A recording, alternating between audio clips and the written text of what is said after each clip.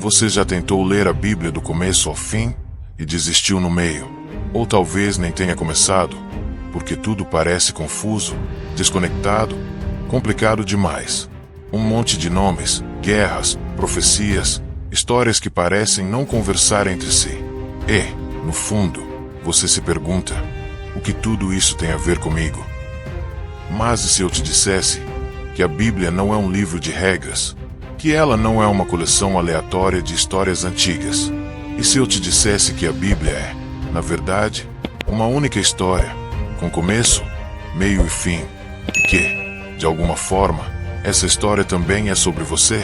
Existe uma linha invisível que atravessa cada página, uma promessa, um plano, uma missão. Desde o primeiro capítulo de Gênesis até o último versículo de Apocalipse, tudo aponta para algo maior. Algo que começou com a criação do mundo, passou pela dor da queda, atravessou o deserto da humanidade e encontrou esperança numa cruz.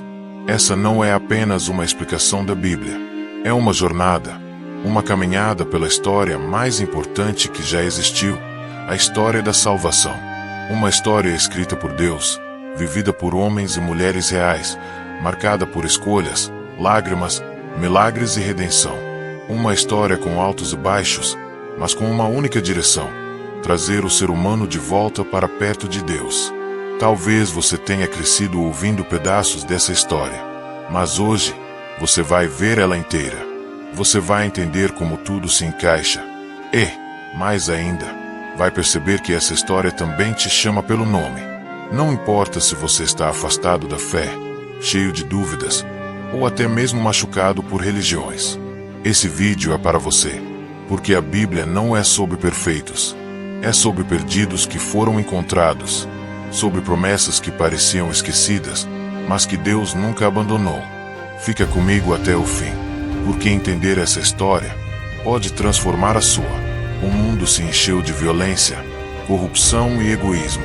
Aquilo que começou em um jardim cheio de vida, agora parecia um campo devastado. A humanidade havia se afastado tanto de Deus, que o mal se tornou a nova normalidade. Mas em meio a toda essa escuridão, um homem brilhou, Noé. Noé não era perfeito, mas era diferente. Ele andava com Deus. Em um tempo onde todos tinham se corrompido, ele ainda ouvia a voz do céu. E Deus falou com ele. Disse que um juízo viria sobre a terra, mas que havia um plano de salvação. Uma arca, uma porta aberta, uma chance. Imagina a cena. Noé começa a construir um barco gigante no meio de terra seca, martelando tábuas enquanto todos riam dele. Anos de zombarias, silêncio e obediência. Enquanto o povo seguia vivendo como se nada fosse acontecer, Noé continuava. Ele pregava, alertava, chorava, mas ninguém acreditava. A fé de um homem parecia loucura para uma geração inteira. Então, a primeira gota caiu. O céu se abriu, a terra gemeu e o dilúvio veio. Toda aquela arca, ridicularizada por anos, agora era a única salvação. A porta se fechou, e dentro dela estava um homem, sua família e a promessa de um novo começo. Quando as águas baixaram, Noé saiu do barco e construiu um altar. A primeira coisa que fez foi adorar. E Deus fez uma nova aliança. Colocou um arco-íris no céu e prometeu nunca mais destruir a terra daquela forma. Era o recomeço da humanidade, marcado não pela força do homem, mas pela graça de Deus. A história de Noé é mais do que um conto infantil. É um alerta, é um espelho. Porque, mesmo hoje, o mundo continua seguindo como se nada fosse acontecer. Mas há uma arca, uma porta ainda aberta, e seu nome é Jesus. Noé nos lembra que a fé, muitas vezes, é silenciosa, solitária e incompreendida, mas também nos mostra que Deus sempre prepara um caminho de salvação. Quando tudo parece perdido, Ele ergue uma arca no meio do caos e chama os que ainda conseguem ouvir sua voz. Deus sempre começa com uma promessa, e dessa vez, Ele escolhe um homem improvável, Abraão, um idoso, sem filhos, vindo de uma terra cheia de ídolos. Aos olhos humanos, ele não era ninguém, mas aos olhos de Deus, era o começo de uma nação. e de um plano eterno. Deus fala com Abraão: sai da tua terra, da tua parentela, e vai para o lugar que eu te mostrarei. Sem saber para onde ia, ele obedece, crê, caminha, confia, e assim começa uma jornada marcada por fé e esperança, mesmo quando tudo parecia impossível. Anos se passam, a promessa de um filho demora, a idade chega, o ventre de Sara permanece estéril, mas Deus não mente. Quando tudo parecia humanamente encerrado, Isaque nasce. A risada da incredulidade se transforma em riso de alegria. Isaque cresce, e dele nasce Jacó, o homem que luta com Deus e tem o nome transformado em Israel. Das 12 tribos que nascem dos filhos de Jacó, a história ganha ritmo, mas ela não segue uma linha reta. Ela passa pela rejeição, pela dor, pelo abandono. José, um dos filhos, é vendido como escravo por seus próprios irmãos. Vira prisioneiro no Egito, injustiçado, esquecido, mas nunca abandonado, porque no tempo certo, Deus o exalta. José interpreta sonhos, ganha a confiança de Faraó, se torna governador do Egito. Quando a fome atinge a terra, é ele quem salva seus irmãos, os mesmos que o traíram.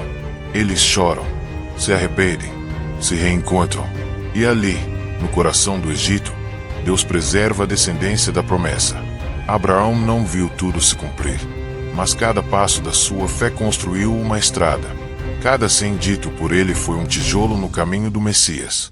E a sua história nos ensina que fé não é entender tudo, é confiar mesmo quando nada faz sentido. Deus escolheu um homem, depois uma família, depois uma nação. E através dessa linhagem, preparou o mundo para o nascimento daquele que salvaria todos os povos. A história de Abraão é a raiz da promessa, a semente que apontava para um Redentor que ainda viria, mas que já estava no coração de Deus. O tempo passou, e aquele povo que havia crescido no Egito se tornou numeroso e ameaçador aos olhos de Faraó. O que antes era abrigo, agora se transformava em prisão. Israel virou escravo, correntes nos pés, dor nas mãos, silêncios nos céus. Mas Deus não havia esquecido sua promessa, e no deserto, ele chama um homem, Moisés, um fugitivo, quebrado, cheio de traumas e inseguranças. Um homem que dizia: eu não sei falar. Mas Deus não precisa de oradores, precisa de corações disponíveis. E como o fogo de uma sarça ardente, ele reacende o propósito. Moisés volta ao Egito com uma palavra poderosa: deixa o meu povo ir. Faraó resiste, o orgulho endurece, e então começam as pragas, 10 sinais que mostram quem é o verdadeiro Deus. Sangue, rães, trevas, morte, até que chega a última noite, a mais decisiva. Deus ordena: cada família deve sacrificar um cordeiro, pintar os umbrais da porta com o sangue e se preparar para partir. Quando o anjo da morte passasse, pouparia as casas marcadas. E foi assim, naquela noite escura, enquanto o Egito chorava, Israel foi poupado, não por merecimento, mas por obediência e fé no sangue. Eles saem às pressas, e diante do mar, quando o exército egípcio se aproxima, Deus abre o impossível. As águas se dividem, e o povo atravessa a seco. Quando o último israelita pisa do outro lado, o mar se fecha, e o passado é engolido pelas águas. No deserto, Deus ensina, dá a lei, revela sua santidade, instrui sobre o tabernáculo, o sacrifício, o culto. Mas o deserto não é só geográfico, é interno. Deus não quer apenas tirar o povo do Egito, ele quer tirar o Egito de dentro do povo. Moisés, com sua vara e sua fraqueza, lidera um povo teimoso, medroso e amado. Ele sobe ao monte, desce com os mandamentos, intercede, chora, continua, porque essa história não é sobre heróis humanos, mas sobre um Deus que liberta com mão forte. O cordeiro da Páscoa, o sangue no umbral, o mar que se abre, tudo isso apontava para algo maior. Um novo êxodo viria, um novo cordeiro seria entregue. A libertação definitiva ainda estava por vir. Moisés não entra na terra prometida, mas antes de partir, ele deixa um legado: fé, lei, esperança. E agora, o bastão passa para Josué, um guerreiro fiel, um líder moldado na presença de Deus. Ele não era apenas sucessor de Moisés, era o cumprimento de uma promessa antiga. Deus diz a Josué: "Sê forte e corajoso." E com essa coragem, ele guia o povo para atravessar o Jordão. As águas se abrem mais uma vez. A terra prometida está à frente. Canaã, mas não será entregue sem lutas. Cada cidade, cada muro, cada batalha exige fé e obediência. Jericó cai com gritos e trombetas. Mas a verdadeira guerra não é por território, é por fidelidade. Josué lidera com firmeza, mas depois da sua morte, o povo se perde, esquece e esfria. Cada um passa a viver do seu jeito, como se Deus não tivesse mais voz. E nesse ciclo de esquecimento e arrependimento, surgem os juízes. Débora, uma mulher cheia de autoridade espiritual, lidera com sabedoria. Gideão, medroso e escondido, é chamado para vencer com apenas 300 homens. Sansão, forte por fora, mas frágil por dentro, luta contra os filisteus com as próprias mãos. Cada juiz é uma resposta de Deus à opressão do povo, mas também um lembrete. Sem aliança, não há paz duradoura. Cansado do caos, o povo pede um rei. Querem ser como as outras nações. E Deus permite. Primeiro Saul, forte, bonito, mas desobediente. E então Davi, um jovem pastor, esquecido até mesmo pela própria família. Mas Deus o vê. Davi enfrenta gigantes, escreve salmos, chora pelos seus erros, dança na presença de Deus e sonha em construir um templo. Deus faz a Davi uma promessa poderosa. Da sua linhagem virá um rei eterno. Não um rei de espada e coroa, mas um rei que reinará para sempre com justiça e misericórdia. Mesmo em meio às quedas, traições e guerras, Deus continua escrevendo a história. A terra foi conquistada, mas o coração do povo ainda oscilava. E mesmo assim, Deus não desistia. A promessa agora tinha nome e linhagem. Um trono estava sendo preparado. E em silêncio, o céu já costurava o caminho até a manjedoura. O reino, antes unido, agora se parte em dois. Israel ao norte, Judá ao sul. Dois povos, uma só história e um coração dividido. O povo que um dia foi resgatado com mão forte agora se curva diante de ídolos. Esquece do Deus que abriu o mar. Esquece da aliança. Esquece da promessa. Mas Deus não se cala. Ele levanta profetas, vozes no deserto, corações queimando em meio à frieza espiritual. Isaías vê o trono de Deus e clama: "Eis-me aqui, envia-me a mim." Ele anuncia o nascimento de um menino que será chamado Emanuel. Jeremias chora pelas ruínas de Jerusalém, lamenta o pecado do povo e anuncia uma nova aliança escrita no coração. Ezequiel, já no exílio, vê ossos secos ganhando vida, uma promessa de restauração para um povo que se sentia morto. Daniel, no palácio da Babilônia, não se dobra, ora, jejua, enfrenta leões e recebe visões do fim dos tempos. Mas por mais que Deus fale, o povo endurece. Os reis fazem o que é mal. A justiça é esquecida. A religião vira aparência. E então o juízo vem. Jerusalém é invadida. O templo é destruído. O povo é levado cativo para a Babilônia. O choro é amargo. A dor é profunda. A terra prometida vira saudade. Mesmo assim, Deus continua falando. Ele diz: "Eu vou trazer vocês de volta. Vou lhes dar um novo coração. Derramarei meu espírito." As palavras dos profetas ecoam como raios de luz em uma noite escura. Eles falam de um servo sofredor, de um rei justo, de um tempo em que as armas seriam transformadas em ferramentas de paz. Os profetas não eram apenas anunciadores do futuro. Eles denunciavam a injustiça, confrontavam os poderosos, chamavam o povo de volta para Deus. E por isso, foram rejeitados, perseguidos, mortos. Mas suas palavras permaneceram. O tempo do exílio não foi o fim, foi o preparo. Porque quando tudo parecia desmoronar, Deus estava montando o cenário para algo maior. Um templo maior viria.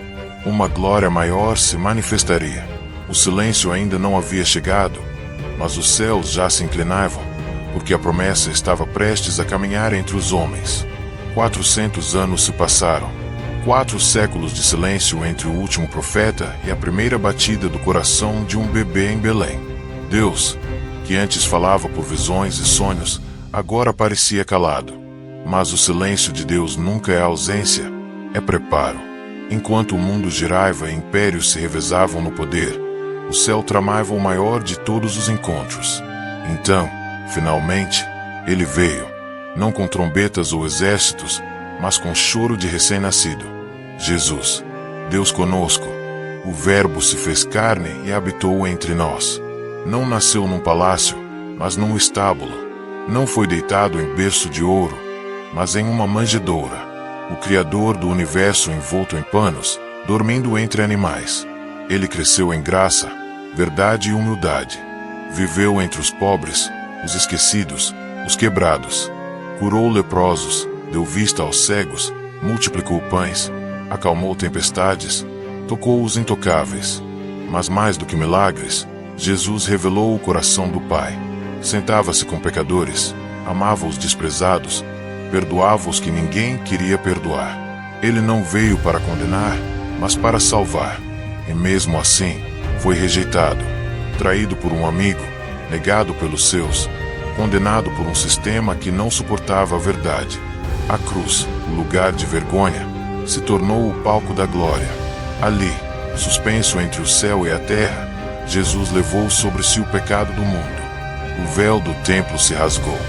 O céu escureceu. A terra tremeu. Mas o silêncio do sábado foi vencido pela glória do domingo. O túmulo estava vazio. A morte perdeu sua força. Jesus ressuscitou. Apareceu aos discípulos. Curou corações feridos. Restaurou Pedro. Renovou a fé dos que haviam fugido. Então, ele fez uma promessa. Ficai em Jerusalém, até que do alto sejais revestidos de poder. O Espírito Santo viria. A missão começaria. O tempo de Jesus na terra chegava ao fim, mas a presença de Deus entre os homens não terminaria ali. Jesus é o centro da história. Tudo antes dele aponta para a cruz. Tudo depois dele nasce da cruz. Ele é o elo entre o céu e a terra, entre a promessa e o cumprimento. E agora, com o Espírito em nós, a história continua. Quando o Espírito Santo desceu sobre os discípulos em Pentecostes, algo extraordinário aconteceu. Homens e mulheres comuns, cheios de medo e dúvidas, foram transformados em testemunhas ousadas. O fogo do céu os encheu de coragem, e a missão de Jesus ganhou vida no mundo. A igreja nasceu, não como um prédio, mas como um povo unido pelo amor, pela fé e pelo Espírito. Pedro pregou com ousadia, e milhares foram tocados. Estevão deu seu último testemunho, perdoando até aqueles que o mataram. No meio dessa transformação, um homem surgiu de forma inesperada. Saulo, perseguidor dos cristãos, ele caçou seguidores de Jesus com brutalidade. Mas no caminho para Damasco, encontrou o próprio Cristo, um encontro que mudou tudo. Saulo se tornou Paulo, o maior missionário da história. Ele plantou igrejas, escreveu cartas cheias de sabedoria e paixão, ensinando que o Evangelho era para todos, judeus e gentios, ricos e pobres, livres e escravos. Paulo mostrou que a cruz rompeu barreiras, derrubou muros e uniu povos. A igreja crescia, enfrentava perseguições, lutas internas e pressões externas, mas nada podia parar o avanço do Evangelho. As palavras da cruz ecoavam por cidades, aldeias e regiões distantes. O amor de Cristo conquistava corações e transformava vidas. O corpo de Cristo, a igreja, tornou-se um movimento que incendiou o mundo, não pela força dos exércitos, mas pelo poder do Espírito Santo. A mensagem de salvação se espalhou, anunciando um reino onde justiça, paz e esperança se encontram. Mesmo em meio às dificuldades, a igreja viveu o propósito de ser luz nas trevas, sal na terra, testemunha fiel do Rei que venceu a morte. Paulo, com suas cartas, ensinou que a vida em Cristo é uma nova criação, onde o velho se vai e tudo se renova. Essa é a história da igreja, um povo chamado para amar, servir, perdoar e esperar. Um povo que carrega a missão de continuar o legado de Jesus até o fim dos tempos. Porque o Evangelho não é apenas notícia antiga, é vida presente e esperança futura. E enquanto a igreja caminha, o céu já anuncia o próximo capítulo. Um capítulo onde o rei voltará, e a promessa será cumprida em sua plenitude. Na ilha de Patmos, um homem chamado João recebeu a visão que fecharia a grande história da Bíblia. Ele viu um Cristo glorioso, com olhos como chamas e voz como trovão. Viu o céu se abrir e a batalha final entre o bem e o mal acontecer diante dos seus olhos. As bestas foram derrotadas, o diabo lançado no lago de fogo, e a vitória de Cristo foi definitiva. Mas a visão não parou aí. João viu uma nova criação surgir, um novo céu e uma nova terra, onde não existe mais dor, nem choro, nem morte. A antiga ordem foi destruída, e Deus mesmo desceu para habitar com o seu povo para sempre. A árvore da vida voltou a florescer, e a comunhão que se quebrou no Éden agora é eterna. Essa é a promessa que encerra a Bíblia e que acende uma esperança viva em cada coração que entende. O final da história é um começo novo. Deus não apenas criou o mundo, Ele promete restaurá-lo. Ele não apenas amou no passado, Ele ama agora e para sempre. Mas a história não termina só com o Apocalipse. Ela continua, dentro de você e de mim, todos os dias. Porque Deus quer habitar conosco, não apenas em algum céu distante, mas aqui, na nossa vida, no nosso coração. Você que ouviu tudo isso sabe, essa jornada que atravessou milhares de anos é também a sua jornada. Uma história de amor que nunca esquece seu nome, que nunca abandona, que sempre chama para mais. Você é parte desse plano divino, parte desse movimento eterno. Agora, a pergunta é, o que você fará com essa história? Vai deixá-la passar como um eco distante? Ou vai permitir que ela transforme o seu presente, que acenda a fé, que traga a esperança? Aqui, neste canal, a história continua. Cada vídeo é um convite para mergulhar mais fundo, para entender mais, para sentir mais. Se você quer caminhar nessa jornada, crescer na fé e descobrir o propósito para a sua vida, fica comigo. Esse botão de inscrever-se não é apenas um gesto, é o começo de um novo capítulo na sua vida. Uma porta que se abre para uma vida com significado. Seja parte dessa história. Clique em inscrever-se, curta o vídeo e venha comigo, porque o melhor ainda está por vir.